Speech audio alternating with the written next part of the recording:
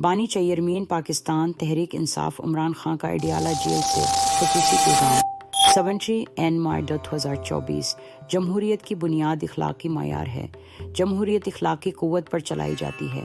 اگر جمہوریت میں اخلاقیات کا فقدان ہو تو وہ جمہوریت نہیں کہلاتی۔ جس طرح سے پاکستان میں ڈنڈے سے جمہوریت چلائی جا رہی ہے، یہ جمہوریت کی تضحیک ہے۔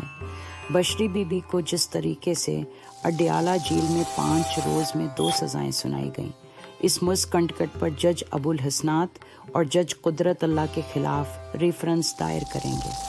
القادر ٹرسٹ کیس بھی انہی کیسز کی رفتار پر چلایا جا رہا ہے، جبکہ دیگر سیاستدانوں کے مقدمات جو کہ انہی عدالتوں میں زیر التوا ہیں، ان پر لمبی لمبی تاریخیں دی جاتی ہیں۔ اس کے برعکس ہمارے خلاف کیسز میں ایک ہفتے میں 3 4 پیشیاں لگائی جا رہی ہیں۔ ہم یہ چاہتے ہیں کہ ہمارے ٹرائل کی کارروائی نارمل انداز میں آگے بڑھائی جائے۔ ہمارا یہ سوال ہے کہ ہماری 9 مئی اور 8 فروری کے حوالے سے پٹیشنز کو کیوں نہیں سنا جا رہا؟ ہمارا ٹرائل بھی نواز شریف، آصف علی زرداری اور یوسف رضا گیلانی کے ٹرائل کی طرز پر چلایا جائے۔ یہ نظام انصاف کی شکست ہے۔ اس سے عام آدمی کا نظام انصاف سے اعتماد اٹھ چکا ہے۔ اس وقت ملک 2 حصوں میں بٹا ہوا ہے، ایک فارم 47 والے جنہیں فارم 47 کے ذریعے جتوایا گیا اور اقتدار سونپا گیا۔ فارم 47 کے بینیفیشریز سے جب کوئی سوال کرتا ہے تو وہ اس پر حملہ آور ہو جاتے ہیں، یہاں تک کہ اس کی ذاتیات پر اتر آتے ہیں، چاہے ان کی اپنی ذاتی حیثیت کچھ بھی نہ ہو۔ جھوٹ کو بچانے کے لیے ججز اور میڈیا پر دباؤ بڑھایا جا رہا ہے۔ دوسری جانب فارم 45 والے ہیں، جن پر ہر قسم کا ظلم اور تشدد کیا گیا۔ جعلی فارم 45 کے ذریعے ان کی جیت کو شکست میں تبدیل کر دیا گیا۔ یہ سارا نظام جھوٹ پر مبنی ہے۔ اس کا واحد مقصد جھوٹ کی حفاظت کرنا ہے۔ صدر، وزیر اعظم اور وزیر اعلی تمام اس جھوٹے نظام کے نمائندے ہیں، جنہیں جھوٹے طریقے سے ان کرسیوں پر بٹھایا گیا۔ حیاور ان کے پاس کسی قسم کا کوئی اختیار نہیں۔ یہ کس قسم کی جمہوریت ہے کہ تمام جماعتوں کو جلسوں کی اجازت ہے، لیکن تحریک انصاف جلسہ نہیں کر سکتی؟ ہماری گزشتہ حکومت ہو یا خیبر پختونخوا کی موجودہ حکومت، کس جگہ پر ہم نے جلسے جلوس کے انعقاد پر پابندی لگائی ہے؟ لیکن یہاں ہم کہیں پر بھی جلسے کے لیے اجازت مانگنے جاتے ہیں تو اس پر جھوٹے مقدمات بنا دیے جاتے ہیں۔ اس جھوٹے نظام کا نمائندہ فارم 47 کا بینیفیشری گورنر خیبر پختونخوا وزیر اعلی خیبر پختونخوا علی امین پر ذاتی حملے کر رہا ہے، اور اسی جعلی نظام کے جعلی نمائندوں نے جسٹس بابر ستار کے خلاف بیانات جاری کیے اور پریس کانفرنسز کیں۔ جعلی فارم 47 کی پیداوار ماڈل ٹاؤن کا وہ شخص جو 100 ووٹ بھی حاصل نہ کر سکا، اسے جعلی طریقے سے MNA بنا دیا گیا، اور اب وہ اپنے آقاؤں کے حکم پر جسٹس بابر ستار کے خلاف بیانات دے رہا ہے۔ جنگل کے بادشاہ نے سارے نظام پر قبضہ کیا ہوا ہے۔ یہاں وہی قانون ہے جو جنگل کا بادشاہ کہتا ہے۔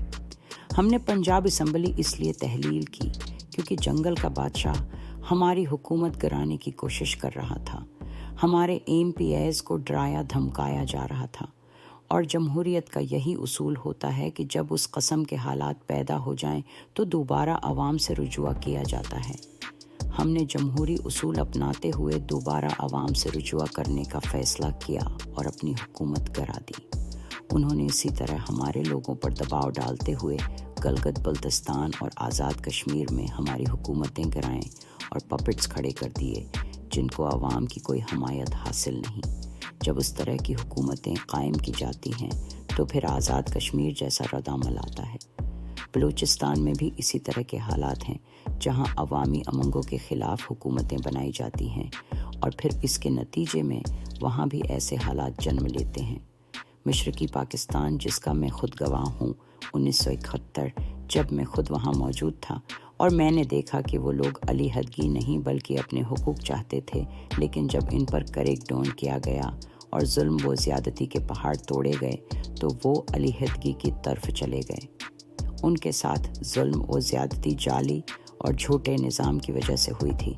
آج بھی اسی جعلی جھوٹے نظام سے ملکی سالمیت کو خطرہ لاحق ہے۔ سپریم کورٹ میں گزشتہ روز نیب ترامیم کیس میں اپنی پیشی سے متعلق سوال کے جواب میں انہوں نے کہا کہ میں بولنے کے لیے مکمل تیار تھا، لیکن مجھے بولنے کا موقع نہیں دیا گیا۔ اس کیس کی کارروائی کو لائیو نشر کیا جانا چاہیے تھا۔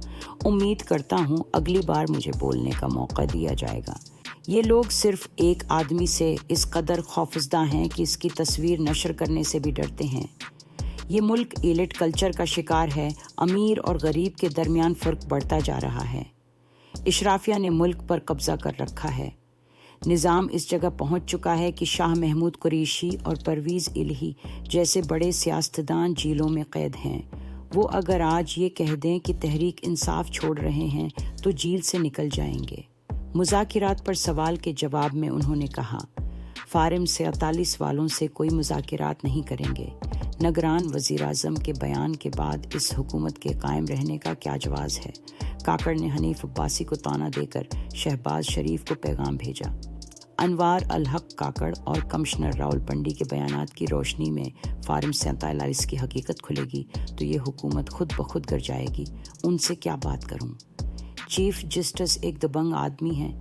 چیف جسٹس نے کہا، بھٹو کو فیئر ٹرائل نہیں ملا۔ میں چیف جسٹس سے سوال کرتا ہوں، کیا مجھے فیئر ٹرائل دیا جا رہا ہے؟ ہم امید کرتے ہیں کہ انصاف ہوگا۔ ڈاکٹر یاسمین راشد نے چیف جسٹس کو خط لکھا ہے جس میں انہوں نے انصاف کا مطالبہ کیا ہے۔ میں پوچھنا چاہتا ہوں کہ یاسمین راشد اور باقی خواتین کا کیا قصور ہے؟ جس طرح ملک چلایا جا رہا ہے اسے ملکی سلامتی خطرے میں پڑ جائے گی۔ یہ جنگ امریت کے خلاف جنگ چل رہی ہے۔ آرمی چیف کو خط اپنی ذات کے لیے نہیں بلکہ ملک کے لیے لکھوں گا۔ وکلاء کو خط تیار کرنے کی ہدایات دے دی ہیں۔ اس خط میں بتاؤں گا کہ آزاد کشمیر میں جو ہو رہا ہے اور ملک جہاں جا رہا ہے اس پر ہمیں سوچنا پڑے گا۔ فوج اور لوگوں کو آمنے سامنے نہیں کیا جاتا۔ فوج ملک کا ایک نہایت اہم ادارہ ہے۔